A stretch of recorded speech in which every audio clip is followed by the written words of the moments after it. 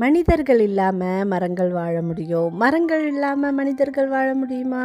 என்னடா இவ விடிஞ்செந்திரிச்சு வெக்கானம் பேசுறா அப்படின்னு நினைக்கிறீங்களா? ஏன்னா நாங்க இன்னைக்கு இருக்கிறது சமூக சேவை வெண்பாவினுடைய ஸ்கூல்ல நாங்க ஒரு டைனி ஃபாரஸ்ட் உருவாக்க போறோம், நீங்களும் வாங்க அப்படின்னு சொல்லி பேரண்ட்ஸை அழைப்பு விடுத்திருந்தாங்க. சரி, நம்ம புள்ள முதலா மரம் நட போறா, நம்ம போகாட்டி எப்படி அப்படின்ட்டு நாங்களும் கிளம்பி போயிருந்தோம். குழந்தைக நட்டு வைக்கிறதுக்கான மரமும் அதுல கட்டி வைக்கிறதுக்கு அவர்களுடைய பெயரும் தயார் செஞ்சிருந்தாங்க ஸ்கூல்லையே. அவங்களே மண்ணு தோண்டி அவங்களே மரம் நட்டு அதுக்கப்புறமா அவங்களுடைய பெயரை அதுல கட்டி வச்சாச்சு. வர்ற பேரண்ட்ஸுக்கு காஃபியும் குக்கீஸும் கொடுக்கறதுக்கு இப்படி ஒரு ஏற்பாடு பண்ணி வச்சிருந்தாங்க. அந்த வண்டி பாருங்களேன், ரொம்ப கியூட்டா இருக்குல்ல.